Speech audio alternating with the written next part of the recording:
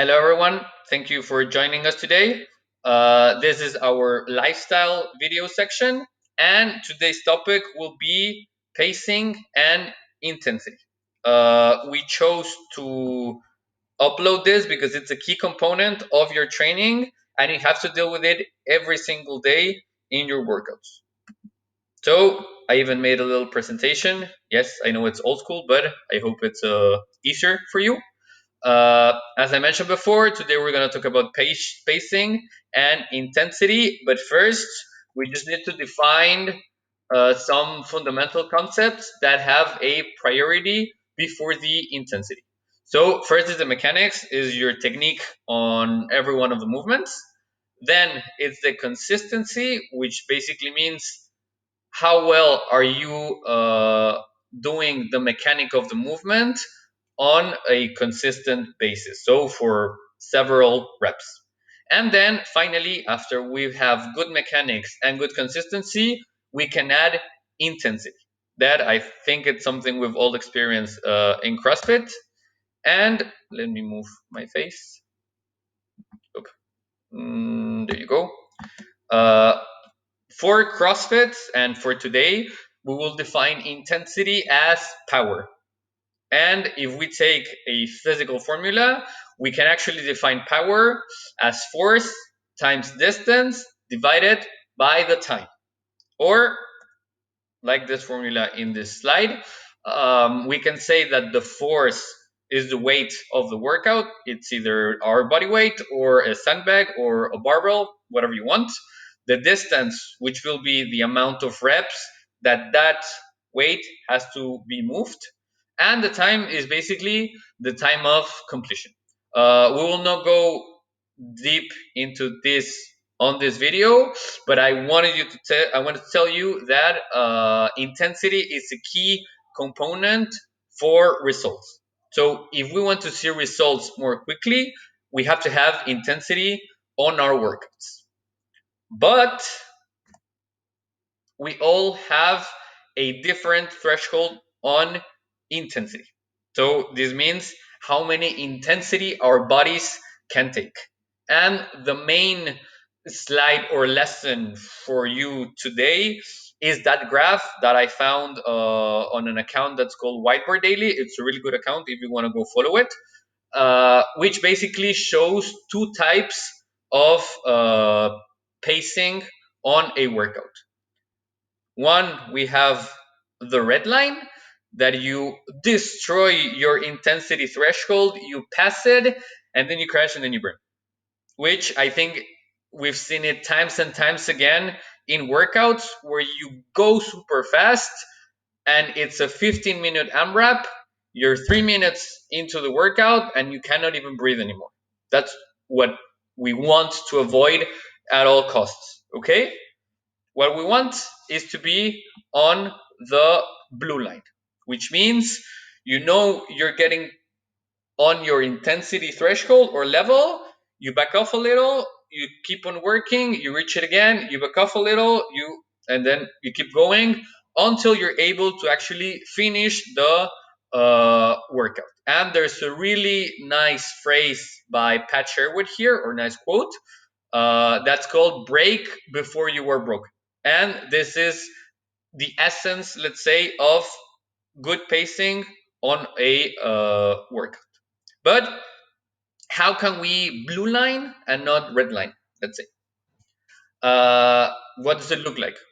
So first, you can pace by scaling the movements, or the reps, having more reps, or a completely different movement. For example, I think maybe the most common one is instead of pull-ups, you do some ring rows. So that's also a kind of pacing.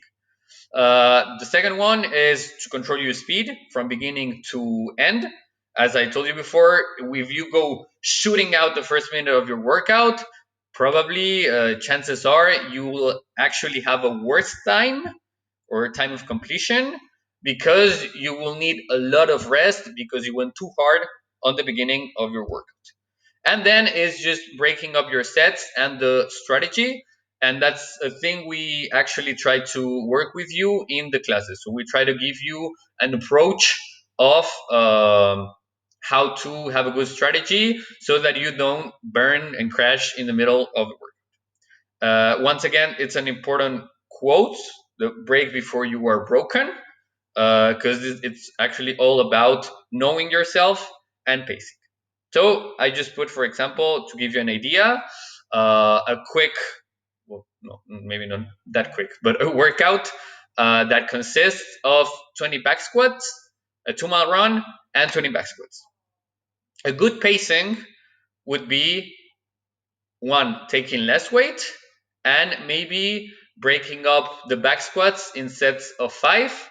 And if you know that you're good in running, you can speed up the pace a bit in the 2 mile run and have the same strategy for the other back squats. What would a bad pacing look like? I pick this weight even though I know it's close to my 1 rep max. I try to do it unbroken. And once I get to the run, I go as fast as possible in the beginning. What will happen? It's probably I will not be able to do more than 3 or 4 back squats in a row.